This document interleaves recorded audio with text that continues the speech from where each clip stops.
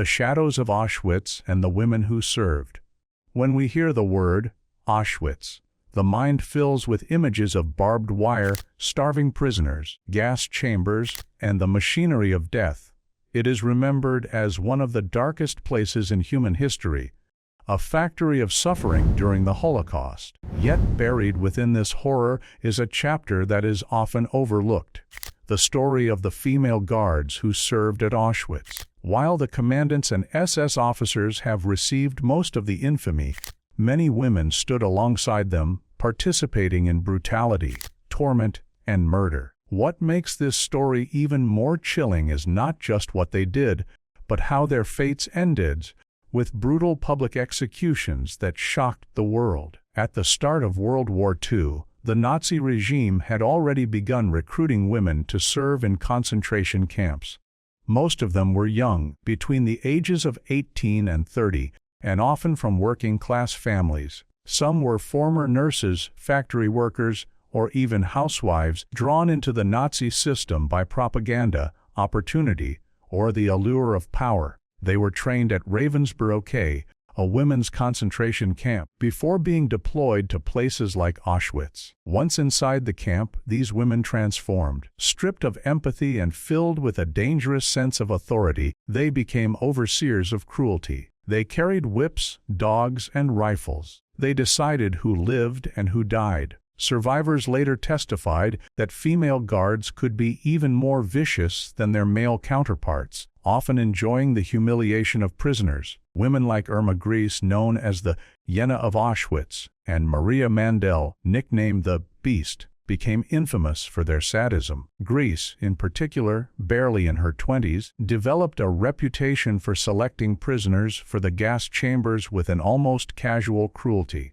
But it was not just the notorious names. Many female guards, whose stories history barely remembers, took part in the day-to-day terror. They forced prisoners to work until collapse, beat them for minor infractions, and sometimes tortured them for amusement. For the victims, there was no escape from the cold eyes of these women, who wielded power in a place where power meant life or death. As the war drew to a close in 1945, Auschwitz and other concentration camps were liberated. The scale of horror became undeniable. The world saw the piles of corpses, the emaciated survivors, the gas chambers, and the crematoria. And among those captured were the female guards. Shock rippled across nations as the public realized that young women, who in another life could have been neighbors, teachers, or nurses, had instead become willing participants in mass murder. The Allied forces were determined that justice would be served. The world demanded answers, and the trials that followed aimed to expose the extent of the atrocities. Unlike many soldiers who might claim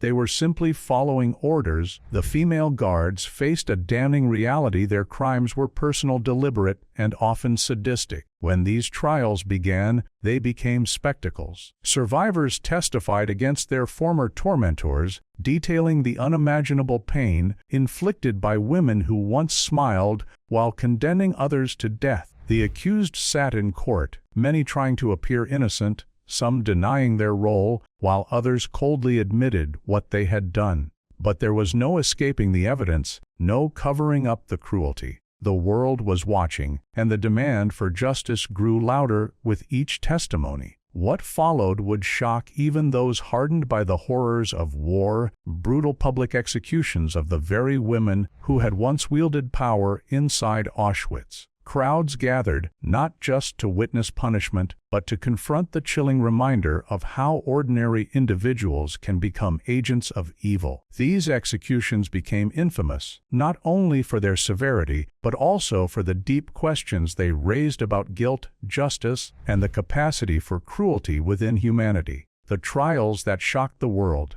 When the war finally ended and the Allied forces uncovered the camps, the sheer scale of the crimes committed at Auschwitz and other death camps was unlike anything the world had ever seen. The Nuremberg trials became the stage for Nazi leaders and officers, but many did not realize that female guards were also about to face their own reckoning. What followed were a series of trials across Europe. particularly the Belsen trials and subsequent hearings in Poland and Germany, that exposed the horrors committed by women who had chosen cruelty over compassion. The image of these women in courtrooms was almost surreal. Many were young, some barely past their teenage years, yet they had been in positions of terrifying authority during the Holocaust. They were now stripped of their uniforms, seated in front of judges, trying to defend themselves against charges of crimes against humanity. Irma Grace, perhaps the most infamous among them,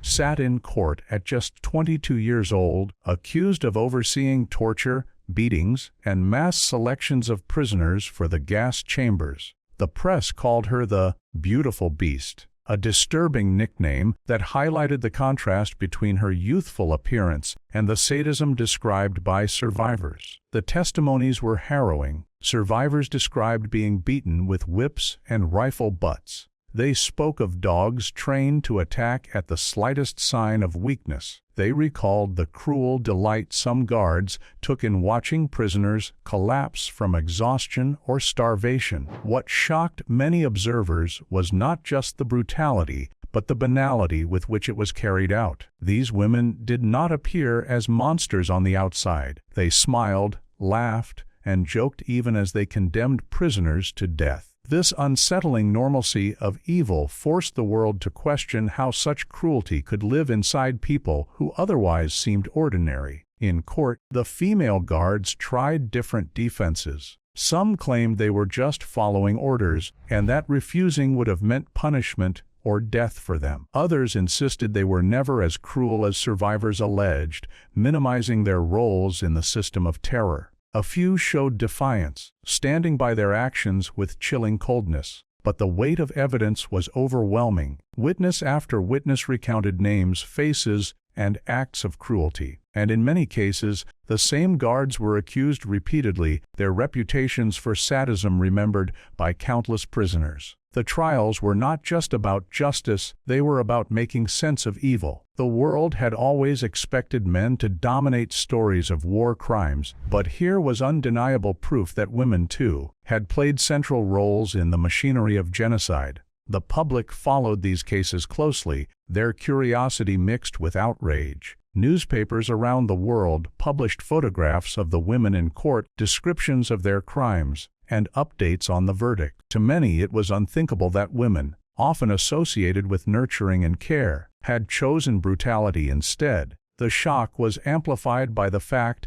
that some of the most notorious guards had been so young, with lives that could have gone in entirely different directions. When the verdicts came, they were firm and merciless. Many of the guards were sentenced to long prison terms. Others, deemed responsible for particularly heinous acts, were condemned to death. These were not quiet sentences carried out in the shadows. The authorities wanted the world to see what happened to those who took part in such crimes. The idea was clear: these women had participated in mass murder, and their punishment would be public. Justice would not only be served, it would be seen. The stage was now set for executions that would stun Europe. Crowds would gather to watch the same women who had once held the power of life and death in Auschwitz face their own ends. The transformation was striking. In the camp, they had been feared and untouchable. In the courtroom, they were exposed and powerless. On the gallows, they would become symbols, reminders that even those who seemed ordinary could commit unspeakable evil, and that no one, no matter their gender, would escape the consequences. The brutal executions of Auschwitz's female guards. The verdicts had been handed down, and the world was watching. The young women who once carried whips, rifles, and snarling dogs inside Auschwitz were now condemned to face the ultimate punishment, death by hanging. These executions were not to be carried out quietly in secret chambers. Instead, they were staged publicly, with thousands of witnesses, cameras, and reporters documenting every moment. For the victims and survivors, this was not simply justice. It was symbolic retribution. The women who had inflicted terror on countless innocents would themselves meet a fate that was both humiliating and brutal. One of the most infamous moments in these proceedings came with the execution of Irma Grace, the Jena of Auschwitz. Just 22 years old, She was the youngest woman to be executed for war crimes during the trials. Known for her chilling beauty and sadistic cruelty, Grace had become a figure of fascination and disgust. Survivors testified that she delighted in whipping prisoners, setting her dogs on them, and choosing who would die in the gas chambers. When she was sentenced to death, few doubted the justice of her fate. Yet the sheer youthfulness of her appearance made her execution a disturbing paradox. How could someone so young have embodied such darkness? Alongside her were others, including Elisabeth Valkenrath and Joanna Bormann, both notorious for their roles in torturing and overseeing prisoners at Auschwitz and Bergen-Belsen. Witnesses had described them as merciless, often beating women and children without hesitation. Valkenrath, a camp supervisor, had supervised selections for the gas chambers. Bormann, nicknamed Weasel, was said to have trained dogs to attack prisoners. For the survivors who testified against them, their presence on the gallows was the final act of a long nightmare. The executions themselves were staged in a chillingly deliberate fashion. On December 13, 1945, in Hamelin Prison in Germany, a British executioner named Albert Pierrepoint prepared the gallows. Pierrepoint was known for his efficiency, and on that day he carried out multiple hangings in succession. One by one, the condemned women were led to the scaffold. Reports from witnesses described their final moments. Grace reportedly faced her fate with cold defiance, shouting "Schnell" quickly before the trapdoor opened. Valkenrath walked silently, her face pale but expressionless. Bormann, according to accounts, cried out in terror before the rope was placed around her neck. The crowds that gathered were not there out of morbid curiosity alone. Many were survivors, families of victims, or citizens who had lived through the war and wanted to see justice with their own eyes. For them, these executions were not just punishments, they were symbolic closures. Watching the guards who had once wielded life and death power now stand powerless on the gallows gave a sense of balance to a world shattered by cruelty. Yet the brutality of these public hangings also sparked debates. Was it justice or vengeance? Some argued that public executions risked turning justice into spectacle. Others believed nothing less could reflect the scale of the crimes committed.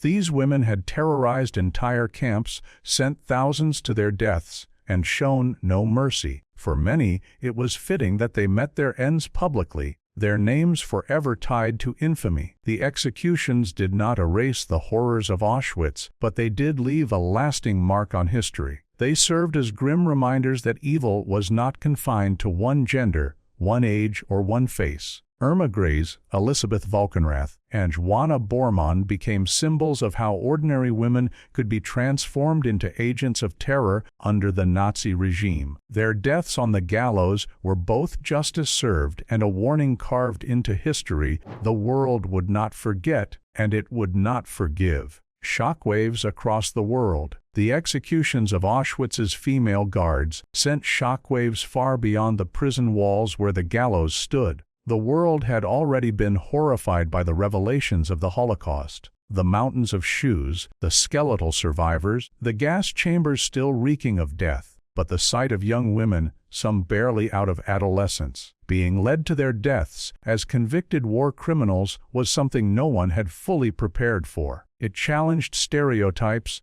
it provoked uncomfortable questions, and it forced societies to grapple with the reality that cruelty and evil were not confined to men alone. Newspapers from London to New York printed detailed accounts of the executions. Headlines described Irma Grace, Elisabeth Valkenrath, and Joanna Bormann in both lurid and chilling terms. Photographs of the women in the courtroom, some looking defiant, others pale and shaken, were splashed across the front pages. For many readers, the contradiction was almost too much to process. How could someone so young, so ordinary-looking, have presided over such unimaginable cruelty? In Britain, where the trials had taken place under Allied authority, the reaction was mixed but powerful. Survivors and their families felt a grim satisfaction. For them, justice had been served. Letters poured into newspapers from citizens who supported the death sentences, many insisting that no punishment could ever truly match the crimes committed in Auschwitz. But there were also voices questioning the morality of public hangings. Did staging executions in front of an audience risk turning justice into spectacle? Was there a danger of replicating the same dehumanization the Nazis themselves had embraced? In Germany, the reaction was even more complex. The executions forced ordinary Germans to confront a reality many were desperate to avoid. Women, not just men, had been active perpetrators in the machinery of genocide. Some Germans expressed shock that young women could act with such sadism, while others, burdened by guilt or shame, preferred silence. For those who had lived under Nazi rule, the trials and executions tore away any illusion that ordinary people had been mere bystanders. Instead, it showed that neighbors, nurses, or shop girls had willingly transformed into executioners when handed power by the regime. Internationally, the impact was profound. In the United States, where the trials were widely reported, there was fascination with Irma Gray's in particular. Her youth and beauty contrasted so sharply with the brutality of her crimes that she became a grim symbol in American media of how ideology and unchecked power could twist human nature. She was portrayed alternately as a monster and a warning, a reminder that evil does not always wear a frightening face. In Poland and across Eastern Europe, the executions carried a different weight. These were the lands where the camps had stood, where millions of Jews, Romani people, political prisoners, and others had been murdered. For survivors and families of victims, the hangings felt like a long, delayed form of justice. The image of guards who once beat, mocked, and murdered prisoners now dangling from the gallows was not only justice but also closure. It was a public acknowledgement of suffering that had too often been ignored or silenced. Historians later noted how the public execution of female guards marked a turning point in the world's understanding of gender and war crimes. Before Auschwitz, the image of women in war was often tied to victimhood or passive suffering. But here was undeniable proof that women could also be perpetrators of horror, fully complicit in systems of violence and oppression. It shattered the illusion that cruelty was inherently masculine. The fact that women like Grays or Bormann had wielded whips and rifles with such sadistic pleasure forced society to accept a darker truth about human capacity for evil. Still, the public nature of these executions left an uneasy legacy. Some saw them as necessary, visible proof that the world would never tolerate such crimes again. Others worried they bordered on vengeance rather than justice, blurring the line between punishment and spectacle. But regardless of opinion, the images and stories from those days burned themselves into global memory. The gallows at Hamelin prison became symbols not only of justice served, but also of the haunting reality that ordinary people, young women among them, had chosen to embrace cruelty and wield power over the helpless. And the world, stunned by these revelations, was left to grapple with uncomfortable questions about morality, obedience, and the fragility of human compassion when tested by ideology and war. The personal stories of the infamous female guards. Behind every name recorded in the trials, behind every sentence read aloud in the courtroom, stood individuals whose lives had taken a dark and horrifying turn. These were not abstract figures of history, but living women who had once laughed, worked, and grown up in villages and cities across Germany. And yet, in Auschwitz and other concentration camps, they became synonymous with cruelty. To understand the shock of their executions, one must first understand who they were, how they rose to power, and why survivors remembered them with such terror. Perhaps the most infamous of them all was Irma Gray's, the Jena of Auschwitz. Born in 1923 to a working-class family, her childhood was not extraordinary. Her mother died by suicide when Irma was still a teenager, and she later dropped out of school. At just 15, she reportedly dreamed of becoming a nurse, but she ended up working in small jobs before entering the orbit of the Nazi regime.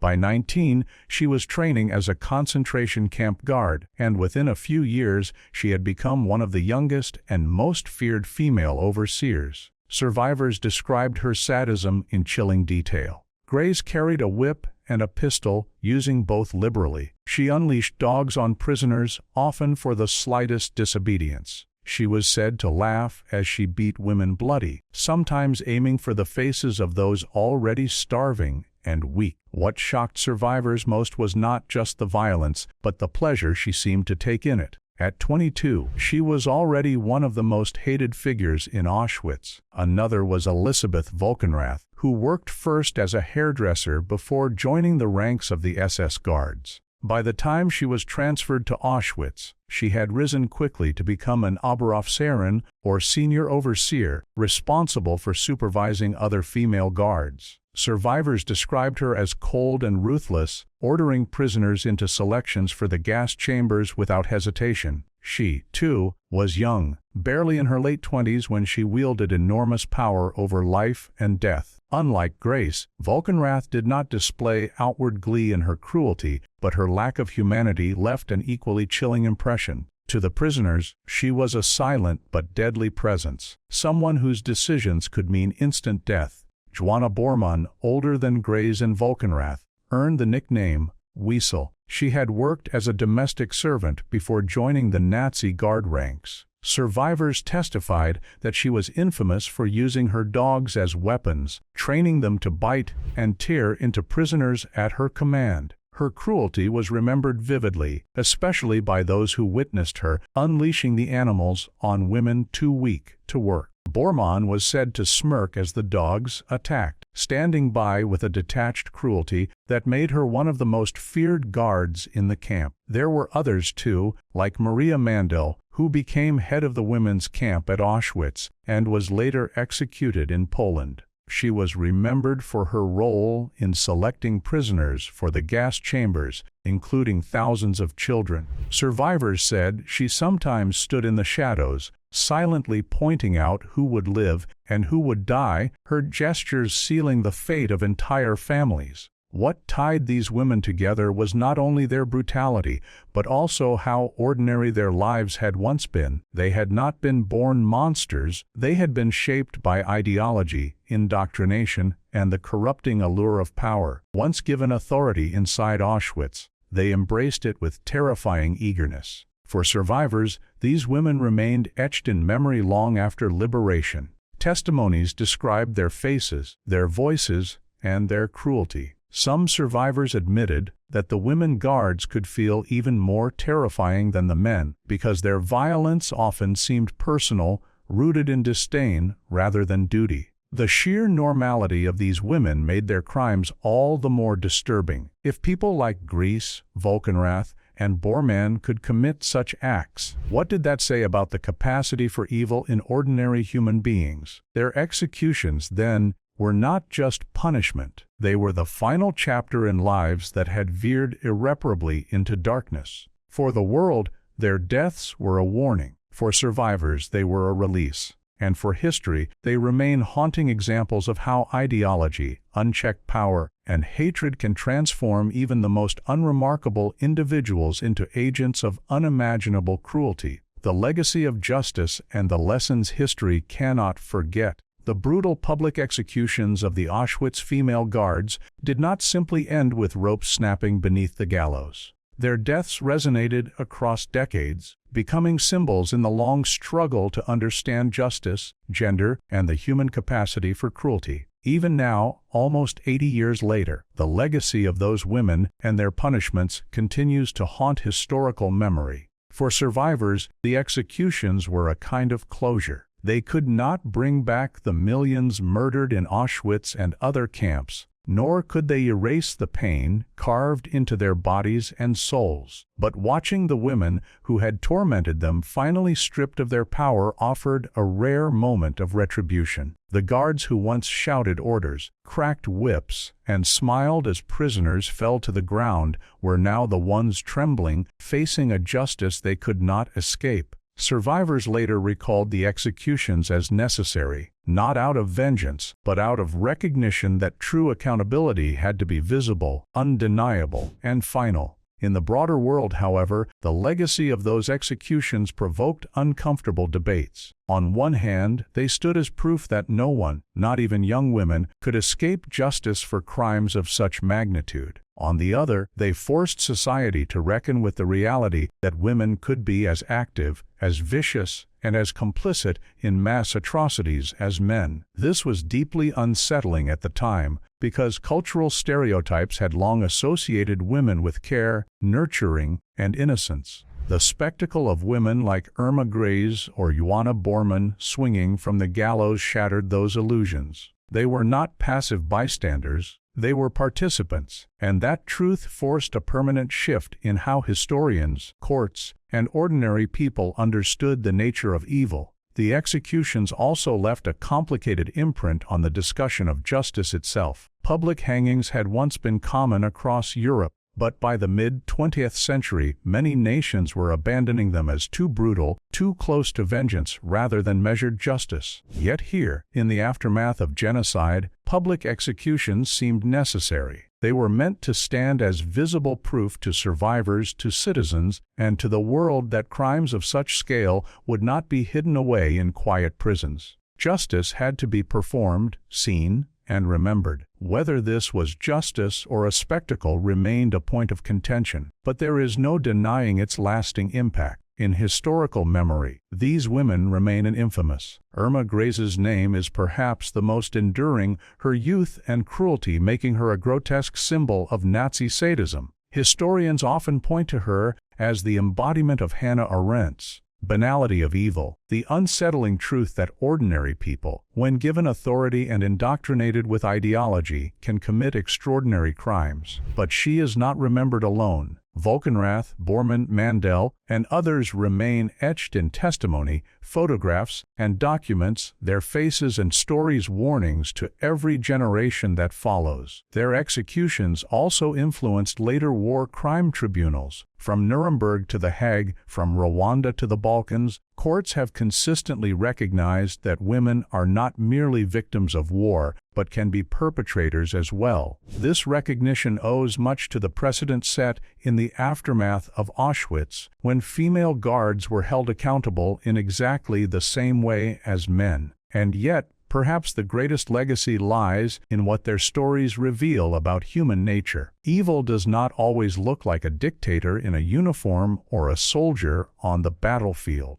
Sometimes it looks like the young woman next door, a former nurse or shop assistant who steps into a system of power and embraces cruelty over compassion. The executions of Auschwitz's female guards remind us that humanity's darkest instincts can reside anywhere, in anyone, if ideology and authority strip away conscience. Today, museums across Europe display photographs, court records, and artifacts connected to these women. Survivors' testimonies remain alive in books and documentaries, ensuring that their cruelty is never forgotten.